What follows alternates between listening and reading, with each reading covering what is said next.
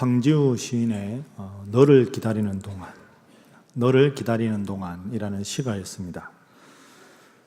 내가 오기로 한 그 자리에 내가 미리 가 너를 기다리는 동안 다가오는 모든 발자국은 내 가슴에 쿵쿵거린다.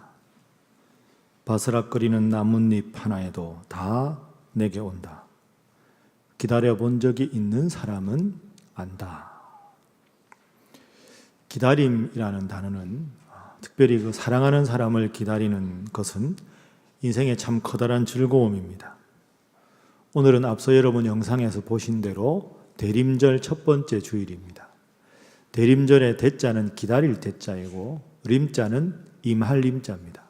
그래서 아기 예수님께서 평화의 왕으로 이 세상에 오신 성탄 전 4주간을 대림절이라고 해서 우리가 지킵니다. 그래서 오늘은 첫 번째 주일이라 하나의 촛불을 밝히고 이제 주일이 계속되면서 2개, 3개, 4개의 촛불을 밝히고 그 후에 우리는 크리스마스를 맞이하게 됩니다. 12월 첫째 주를 맞이하는 여러분의 마음은 어떠십니까? 이야, 벌써 크리스마스구나. 올해도 또 벌써 지나갔구나. 내가 올 한 해 뭘 하며 지나갔나. 참 세월이 빠르다. 이런 생각이 슬며시 우리 마음속에 드는 때가 바로 지금입니다. 그래서 대림절 첫 번째 주일, 12월 첫째 주일을 맞으면서 지금 나는 어떤 신앙의 자세로 하나님을 섬기고 있는가? 바쁘다는 핑계로 하나님 중심의 삶을 너무 소홀히 한 것은 아닌가? 그러면 남은 한 달 동안 어떻게 신앙생활을 하는 것이 바른 태도인가? 오늘은 우리가 해마다 이맘때 기도하고 생각하는 질문에 대해서 시편 139편, 다윗의 시편 이것을 통해서 그 해답을 한번 찾아보도록 하겠습니다. 시편 139편은 크게 두 부분으로 나눌 수 있습니다. 1절부터 18절까지 다윗은 하나님의 그 위대하심과 자신의 모든 것을 살피시는 하나님에 대해서 찬양하고 있습니다. 그런데 이어서 19절부터 24절까지는 답답함을 하나님 앞에 호소합니다. 왜냐하면 다윗은 악인의 형통함 때문에 힘들어하고 있었습니다. 오늘 앞부분을 쭉 읽다 보면 1절, 2절 쭉 읽으면서 다윗이 이렇게 하나님을 찬양하는 걸 보니 다윗이 참 인생에 행복했을 때 139편을 지었겠구나 싶은데 결코 그렇지가 않습니다. 특히 오늘 본문 11절 말씀에 보면 흑암이 지금 다윗을 덮는 것으로 나와 있습니다. 그러니까 11절 말씀을 통해서 우리가 유추를 해보면 다윗은 지금 인생에 힘들고 어려운 시절을 겪어내고 있습니다. 은유적으로 표현하면 마음의 감기를 앓고 있을 때 그때 이 시편 139편을 지었습니다. 앞부분에서 하나님을 찬양하지만 사실은 다윗은 마음속에 고통을 당하고 있었습니다. 그러면 무엇 때문에 다윗은 지금 마음의 감기를 앓고 있었을까요? 그것은 바로 악인의 형통함이었습니다. 여러분도 그런 질문 하지 않습니까? 하나님을 내가 잘 믿으려고 노력하는데 내 인생은 왜 이렇게 힘들고 어려운데 저 세상 속에 하나님을 믿지 않는 사람들은 저렇게 온갖 죄를 다 저지르고도 저렇게 부자로 살아가고 명예롭게 살아가는가? 하나님이 계시면 왜 나는 가난하게 하시고 그들은 부자로 그냥 두시는가? 바로 그 질문이 오늘 본문의 다윗의 질문입니다.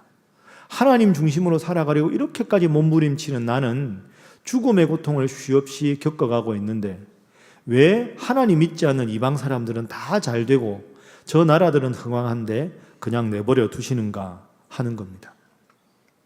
여러분은 다윗이라는 단어를 들으면 어떤 사람이라고 생각하십니까? 다윗 왕은 우리가 그냥 쉽게 생각하면 이새의 막내 아들로 태어나서 가나안 집의 목동이었다가 가장 위대한 왕이 되었습니다. 지금도 이스라엘 백성들한테 역사적으로 가장 존경하는 인물이 누구냐 물으면 모세와 다윗을 듭니다. 그러면 목자의 집안의 가난한 막내 아들 목동이었다가 위대한 전성기를 이룬 존경받는 인물이면 우리는 성공한 인생이라고 생각합니다. 그러나 다윗은 결코 성공한 인생이라는 한마디로 다윗의 인생을 덮을 수는 없습니다.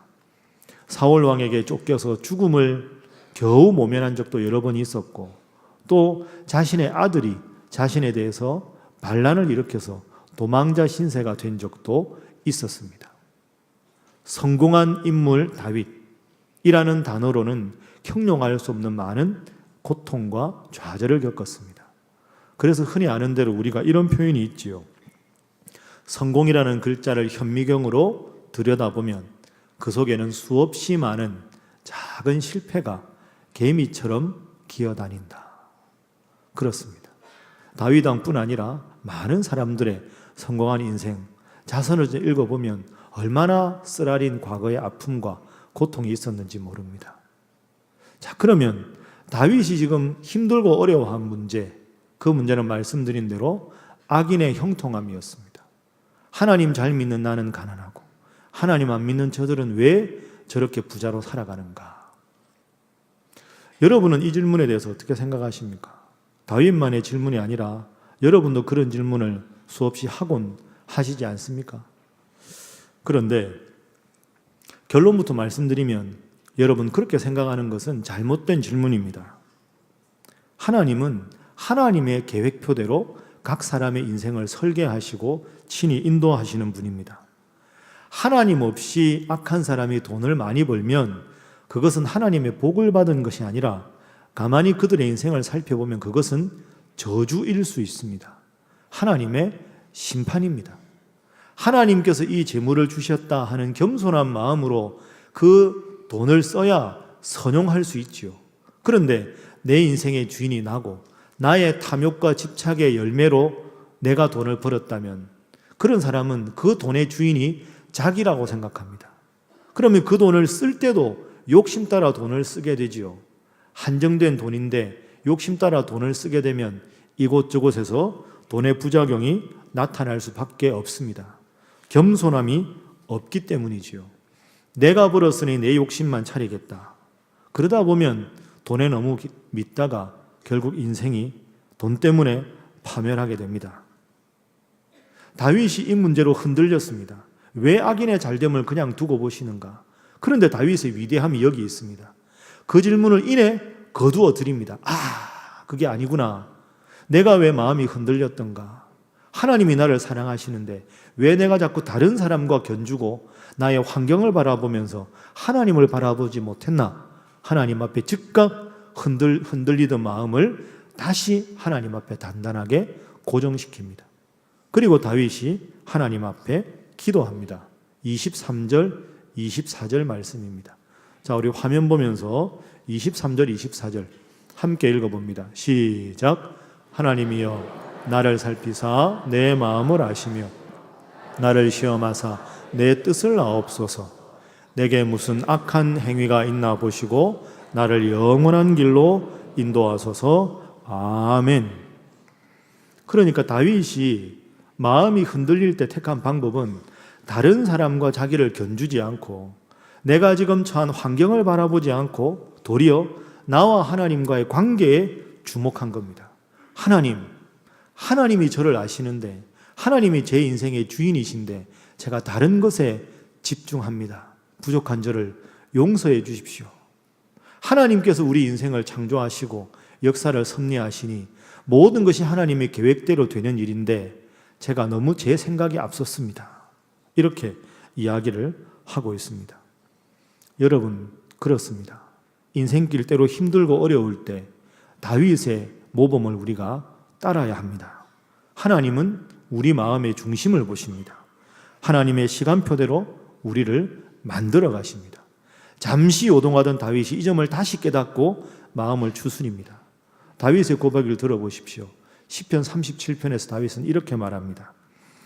악을 행하는 자들 때문에 불평하지 말며 불의를 행하는 자들을 시기하지 말지어다.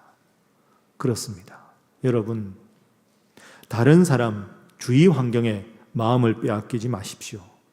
그리고 우선 내 마음에 주목하십시오. 나는 지금 하나님과 어떤 관계에 있는가? 하나님을 믿는 즐거움이 있는가? 항상 그 점에 집중하셔서 좌로나 우로나 흔들림이 없이 하나님 중심의 신앙생활 하시는 여러분 모두가 되시기를 주님 이름으로 축복합니다. 우리 옆에 계신 분들과 인사 한번 하겠습니다. 하나님 중심의 삶을 살아가시기 바랍니다. 다시 한번 하겠습니다. 잘하실 줄 믿습니다. 하겠습니다. 자, 그러면 좀 더 구체적으로 다윗의 마음을 한번 헤아려 보겠습니다. 다른 사람과 견주던 삶에서 환경을 바라보고 비평하던 다윗이 도대체 하나님에 대해서 무엇을 깨달았기에 이내 마음의 평정을 다윗이 가질 수가 있었을까? 우리도 때로 흔들릴 때 반드시 기억해서 마음의 평안을 누릴 수 있는 비결이 무엇인가? 그 점을 한번 생각하겠습니다. 자, 그 점을 생각하기 전에 이 점과 연관돼서 짧은 영어 표현 한번 생각해 보겠습니다. 제가 설교 시간에 소개했기 때문에 여러분 다 기억하시리라고 생각합니다. 자, 화면 보시죠. 기억나시나요? 기억나시나요? 네, 역시 수준이 있습니다. 그죠? 자, O에다가 GOD를 더하면 GOOD가 됩니다. O는 0 아닙니까? 그죠? 아무것도 없는 것. O 플러스 God. 내 인생에 가진 것이 없어도 플러스 God. 하나님이 나와 함께 하신다는 걸 믿으면 내 인생은 굿. 모든 것을 가진 좋은 인생이 된다 하는 뜻입니다. 밑에는 굿. 내 인생에 많은 좋은 것, 넉넉한 풍요로운 것을 가졌어도 마이너스 God. 거기에 하나님을 가지지 못하면 내 인생은 제로, nothing, 아무것도 아니다. 가진 것이 별로 없어도 하나님이 여러분과 함께 있는 것으로 만족하시는 여러분 모두가 될 수 있기를 바랍니다.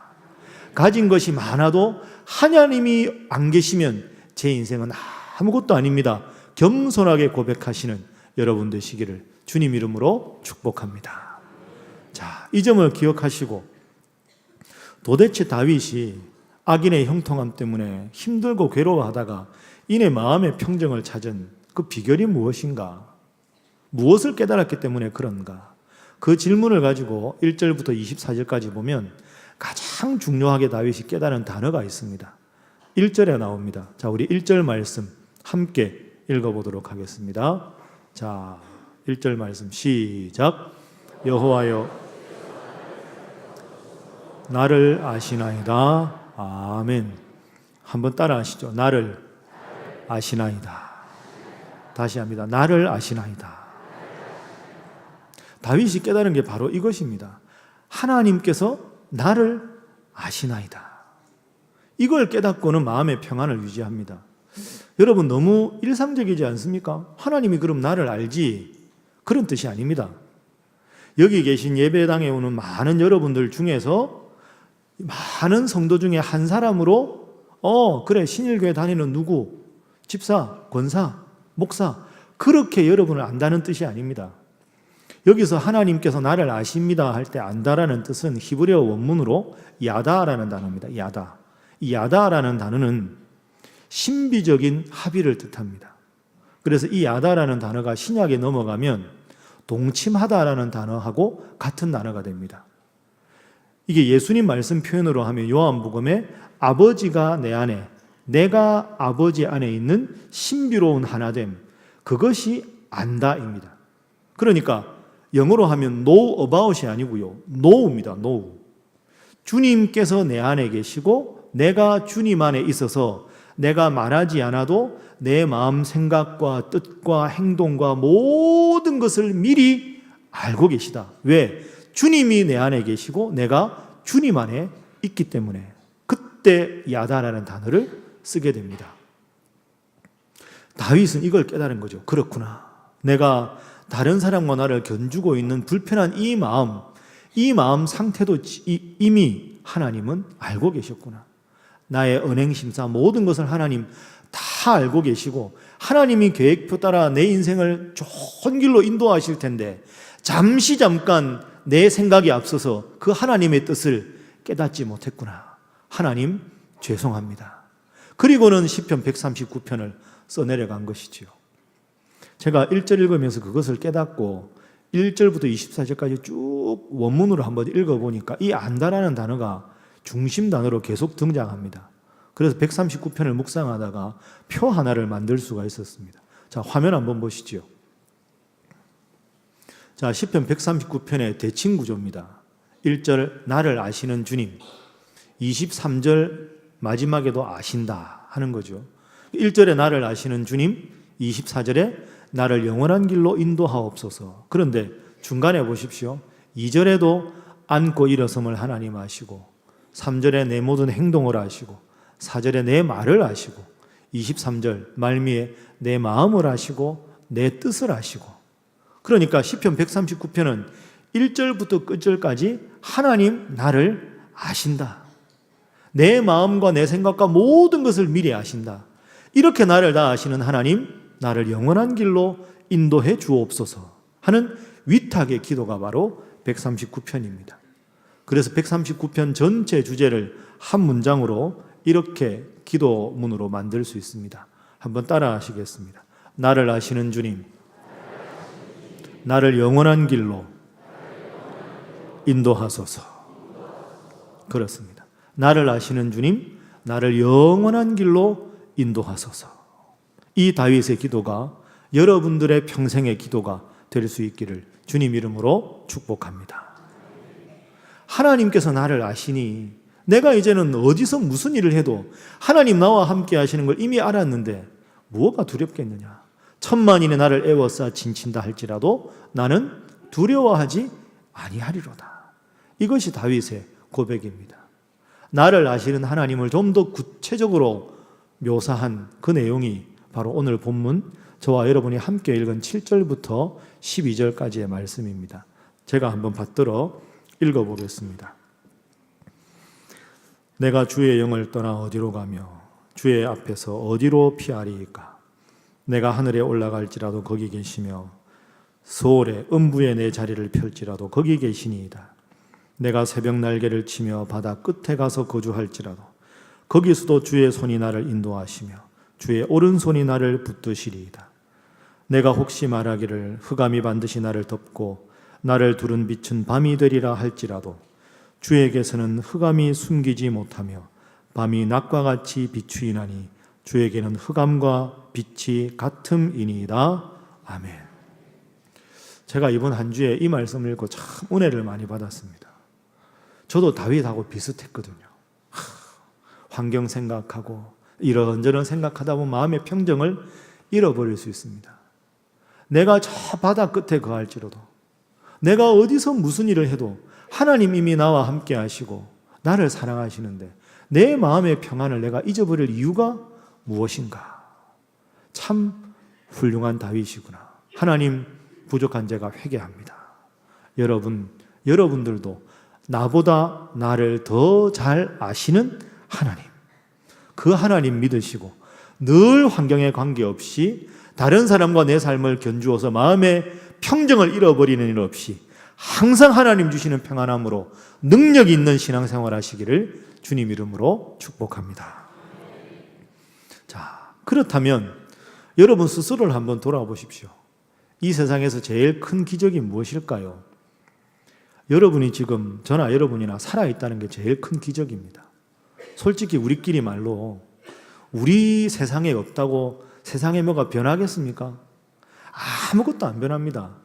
제가 하나 없다고 세상에 뭐 변할 게 뭐가 있겠습니까? 아무것도 아닙니다. 그런데 우리가 살아있습니다. 나 때문에 세상이 돌아가는 게 아닌데 내가 살아있다는 게 기적이지요. 그리고 더 큰 기적은 살아있다는 것이 아니라 하나님을 믿는 사람으로 살고 있다는 게 제일 큰 기적입니다. 그러면 우리가 어떻게 살아야 될까 하는 삶의 목적이 정해집니다. 내가 없어도 돌아가는 세상인데 하나님 나를 살게 하셨다. 제가 여러분 한 분 한 번 여쭙지 않았지만 여러분 인생에 죽을 고비 몇 번씩 다 넘겨보셨지 않습니까? 그런 고비들을 떠올리면 살아있다는 게 기적이죠. 나 없이 세상이 돌아가는데 왜 하나님은 나를 하나님 믿는 사람으로 살려놓으셨을까? 하나님을 위해서 살고 남들을 위해서, 이웃을 위해서 선한 일을 하면서 살아가라. 그래서 우리를 하나님께서 살려놓으신 거죠. 그래서 오늘 본문 쭉 읽다 보면 13절에 다윗이 이렇게 말합니다.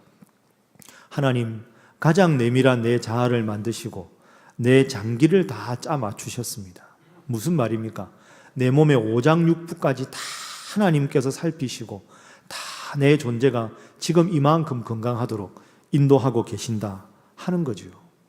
그렇습니다. 여러분, 살아있는 게 기적이고 하나님 믿는 사람으로 살아있는 게 기적입니다. 하나님께서 여러분의 인생을 책임져 주시고 여러분 한 분 한 분이 하나님 친히 창조하신 하나님의 작품이시기 때문입니다. 늘 이 자부심을 가지십시오. 하나님이 나를 살아주신다. 하나님이 나를 택하셔서 하나님 믿게 하셨다. 나는 하나님의 작품이다. 그래서 더 이상 외부의 환경 때문에 마음의 평안을 잃어버리지 마시고 남들과 괜히 여러분의 삶을 견주어서 마음의 평안 잃어버리지 마시고 누가 뭐라 해도 환경이 어떠하든지 간에 나는 하나님의 소중한 작품이다. 이 귀중한 자의식으로 살아가시기를 주님 이름으로 축복합니다. 자, 우리 옆에 분들과 인사 한번 하겠습니다. 성도님은 하나님의 작품입니다. 다시 한번 합니다. 성도님은 존귀한 분이십니다. 하겠습니다. 그렇습니다. 다윗이 마음에 감기가 걸렸죠. 그런데 그 마음의 감기를 해결할 수 있는 치유책은 하나님 나보다 나를 더 잘 아신다. 나를 아시는 하나님, 그 점을 깨달았기 때문입니다. 이제 이 점을 깨달은 다윗은 더 이상 힘들어하지 않습니다. 평안하게 살아갑니다. 악인이 아무리 세력을 잡고 있어도 자기 삶에 아무리 큰 고통이 엄습해 오지만 다윗은 이제 하나님 앞에서 환경과 관계없이 감사하며 살겠다고 고백합니다. 그 고백이 바로 14절과 23절의 말씀입니다. 자, 우리 14절 말씀도 화면 보면서 한번 함께 읽어봅니다. 시작. 내가 주께 감사하옴은 나를 지으심이 심히 기묘하심이라. 주께서 하시는 일이 기이함을 내 영혼이 잘 아나이다. 아멘. 나를 지으셔서 이 시간까지 존재하게 하셨다는 것이 너무너무 감사합니다. 14절은 현재를 기준으로 지금까지 살아온 삶을 놓고 감사하는 겁니다. 자, 23절 말씀도 한번 읽어보겠습니다. 자, 함께 읽습니다. 시작. 하나님이여 나를 살피사 내 마음을 아시며 나를 시험하사 내 뜻을 아옵소서. 아멘. 23절은 현재에서부터 미래를 놓고 기도하는 겁니다. 하나님, 제 인생이 앞으로 어떻게 변할지 모르지만 그 어느 때에도 제 마음을 살피시고 제 뜻을 살피셔서 하나님 중심으로 살아가게 해 주십시오. 이렇게 기도합니다. 지금까지의 삶도 하나님의 은혜고 앞으로의 삶도 하나님 앞에 위탁하는 선취적인 믿음의 고백을 다윗이 지금 하고 있습니다. 제가 설교를 준비하다가 아마 다윗이 우리가 흔히 부르는 이 찬송가를 알았다면 이 시편 139편 마지막에 이 찬송시로 마무리하지 않았을까, 그렇게 떠오르는 찬송가 가사가 있었습니다. 혼자 부르니까 쑥스러우니까 부르지는 않겠습니다. 설교 끝나고 부르도록 하겠습니다. 어떤 곡일까요? 주 안에 있는 나에게, 주 안에 있는 나에게 딴 근심이 있으랴. 십자가 밑에 나아가 내 짐을 풀었네. 주님을 찬송하면서 할렐루야 할렐루야.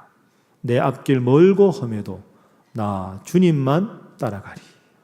이 곡이 다윗처럼 여러분 모두의 고백이 되시기를 주님 이름으로 축복합니다. 물론 앞으로도 여러분 인생에 힘들고 어려운 일이 찾아옵니다. 그리고 지금 이렇게 추워지는 겨울은 어김없이 찾아옵니다. 인생에도 겨울은 있겠지요. 또 우리의 마음의 평안을 빼앗아가려는 힘든 환경이 올 겁니다. 그러나 하나님의 자연의 섭리를 생각해 보십시오. 아무리 겨울이 추워도요, 봄을 이기는 겨울은 없습니다. 여러분 이 예배 참석하시는데 여러분의 지금 삶이 혹독한 매서운 추위가 오는 겨울이라고 느끼십니까? 그러나 봄을 이기는 겨울은 없습니다. 박노해라는 시인이 있습니다. 그 박노해 시인이 쓴 시 중에서 도토리 두 알이라는 시가 있습니다. 도토리 두 알. 그 시에 보면 참 재미있는 이야기가 나옵니다. 이 시인이 산길에서 도토리 두 알을 주었습니다. 산책하다 보면 도토리 나무에서 도토리 많이 떨어져 있죠. 두 알을 딱 주었는데요. 두 알이 서로 달랐습니다. 한 알은 참 보잘것없는 작은 도토리 알이었고 두 번째 알은 윤기가 나고 첫 번째 주었던 알보다 훨씬 더 실해 보이는 알이었습니다. 그러니까 도토리 두 알을 시인이 딱 보니까 이 두 알의 크기도 다르고 윤기도 다른 거죠. 그런데 그 도토리 두 알, 손바닥에 있는 도토리 두 알을 보면서 시인이 이렇게 노래합니다. 너희도 필사적으로 경쟁했는가? 내가 더 크고 빛나는 존재라고. 땅바닥에 떨어질 때까지 싸웠는가? 도토리 두 알에게 묻습니다. 여러분, 정말로 도토리에게 중요한 일이 무엇일까요? 이 시인에 의하면 크고 윤기나는 도토리가 되는 것, 그것은 이 도토리를 먹어야 하는 청설모나 멧돼지한테나 중요한 일입니다. 도토리에게 제일 중요한 건 윤기나는 게 아니지요. 실한 참나무가 되는 것이 도토리의 사명입니다. 그래서 시인은 그 손바닥에 있는 도토리 중에서 작고 보잘것없는 도토리를 멀리 숲속으로 던지면서 격려하듯이 그 도토리에게 말합니다. 울지 마라. 너는 묻혀서 참나무가 되리니. 그렇습니다. 도토리의 보람은 윤기나는 실한 도토리가 되는 데 있는 것이 아니고 수없이 많은 도토리 열매를 거두게 될 실한 참나무가 되는 데 있습니다.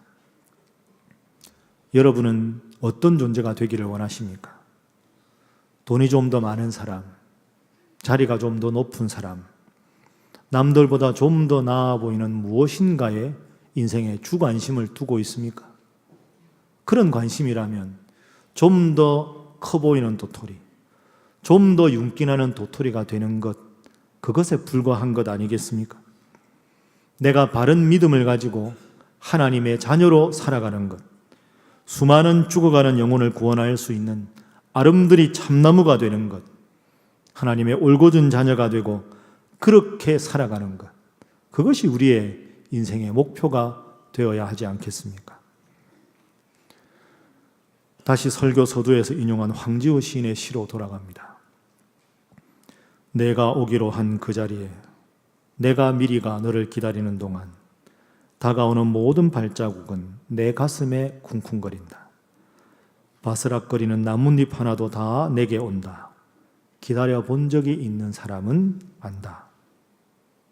그러나 아무리 기다려도 온다더니가 오지 않습니다. 문을 열고 들어오는 모든 이들이 행여 그인가 싶어 바라보지만 아닙니다. 기다림에 지친 시인은 마침내 그 시의 끝부분에서 이렇게 말합니다. 사랑하는 이여, 오지 않는 너를 기다리며 마침내 나는 너에게로 간다. 기다린다는 것은 그에게 온 마음을 집중하는 것이고 그를 향하여 길을 떠나는 것입니다. 그래서 시의 마지막 대목은 비장하게 이를 데 없습니다. 내 가슴에 쿵쿵거리는 모든 발자국을 따라 너를 기다리는 동안 나는 너에게로 가고 있다. 말씀을 정리합니다. 오늘 대림절 첫 번째 주일입니다. 삭막하고 불안하게 그지없는 현실 속에 우리는 살아가고 있습니다. 이럴 때일수록 더욱 절실하게 우리 주님을 보고 싶어하고 그 주님을 기다리고 그 주님을 향해 마주 서야 하지 않겠습니까?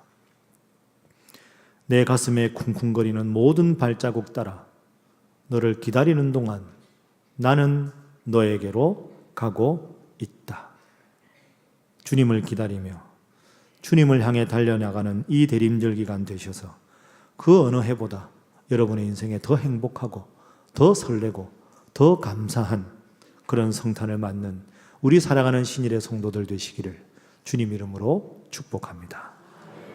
기도하겠습니다. 사랑의 하나님, 어수선하고 혼란스러운 가운데 올해도 어김없이 12월을 맞이하고 또 대림절을 맞이합니다. 평화의 왕으로 오신 주님, 우리의 마음에 오시옵소서. 오셔서 우리 신일 성도들과 우리 성도들의 가정과 이 땅 대한민국의 주님의 평화로 임하여 주옵소서. 마음의 감기에 들어 지친 우리들의 영혼을 어루만져 주시고 우리의 삶의 구석구석 미리 찾아오셔서 우리를 기다리시는 주님 만나게 하시고 그 주님 주시는 평안함으로 희망찬 행복의 미래를 주님과 더불어 기대하는 저희들 되게 하여 주옵소서. 예수님의 이름으로 기도하옵나이다. 아멘.